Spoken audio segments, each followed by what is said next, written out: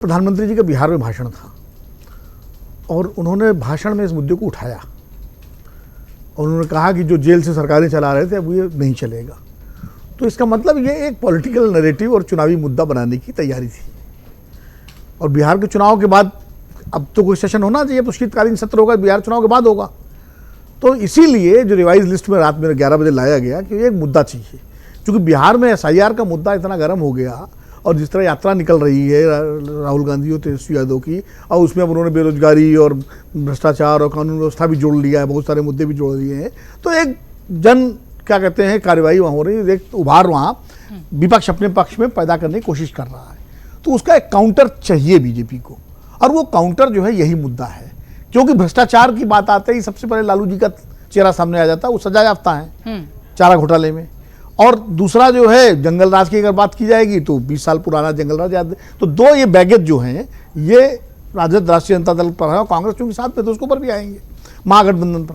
तो ये एक नया उसमें आयाम है कि भाई देखिए हम जो है प्रधानमंत्री से लेके और संतरी तक, मतलब नीचे MLA तक सबको हम इस बिल के दायरे में ला रहे हैं, लेकिन विपक्ष इसको नहीं आने दे रहा है। यानी विपक्ष भ्रष्टाचार के साथ खड़ा है और हम भ्रष्टाचार के खिलाफ हैं। ये नैरेटिव लोकसभा चुनाव में भी बनाया गया था, लेकिन वो उसमें इसलिए नहीं चला कि जो अभी पूर्णिमा ने कहा कि आप अजीत पवार को एक दिन पहले बोलते हैं, अगले दिन ले आते हैं, मंत्री बना देते हैं। तो जनता भी कहती है भाई ये क्या हो रहा है, जनता मूर्ख तो है नहीं। तो अब ये नैरेटिव है। बिल बहुत गंभीर है और ये सही है कि जब हमारा संविधान बन रहा था तो संविधान निर्माताओं ने शायद कल्पना नहीं की होगी कि ऐसा भी कभी कोई मुख्यमंत्री आएगा जो जेल से सरकार चलाने की बात करेगा।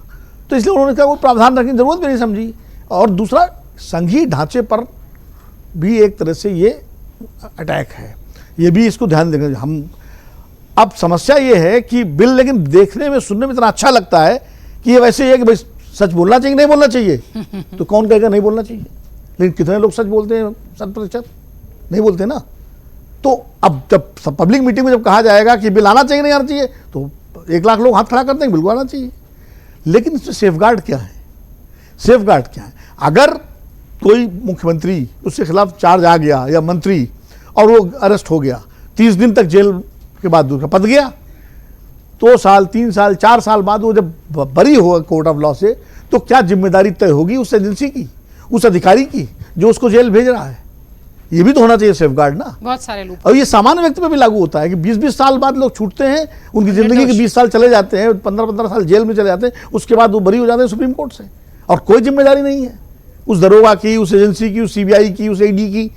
तो इस पर ये भी तो लोकतंत्र का, ये भी फिर सेफगार्ड बिल आए तो पर्याप्त से, इसीलिए चर्चा जरूरी है।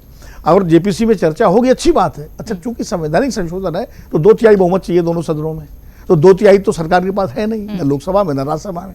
अब उसका मैनेजमेंट कैसे होगा, ये सब चीजें तो ये तो तकनीकी प्रश्न है जो आएंगे।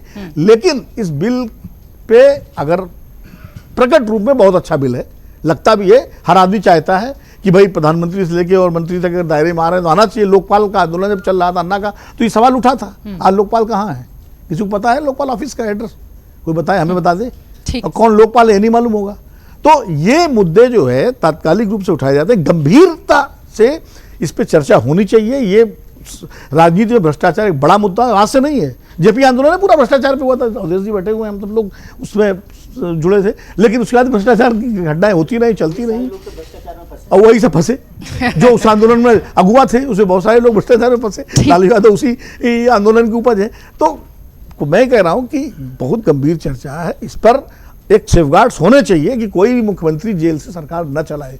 लालू जी के बारे में हम लोग आज बार बार कह रहे हैं, लालू जी ने इस्तीफा दिया था, जयललिता ने इस्तीफा दिया था, ये अरविंद केजरीवाल जी जो नैतिकता की राजनीति करते हुए आए और जो इस्तीफा फोटो रख के मांग रहे थे कि FIR भी दर्ज हो जाए तो इस्तीफा दे दो, उन्होंने जेल से इस्तीफा नहीं दिया, ना उनके मंत्री ने दिया। तो अभी उस दिन एक पैनल में एक हमारे पत्रकार मित्र हैं, उन्होंने तो कहा कि इस बिल का नाम ही केजरीवाल बिल रख देना चाहिए, हालांकि लाइटर मोड में कहा था। लेकिन सिर्फ एक अपवाद से ऐसा नहीं होना चाहिए कि इसका राजनीतिक दुरुपयोग हो, लेकिन बिल आए पूरे सेफगार्ड के साथ आए, सारी चर्चा करके आए, तो किसको ऐतराज होगा इस पर? अगर आप ये वीडियो YouTube पर देख रहे हैं तो हमारे चैनल को सब्सक्राइब कर बेल आइकन दबाएं, और Facebook पर देख रहे हैं तो हमारे पेज को लाइक करें।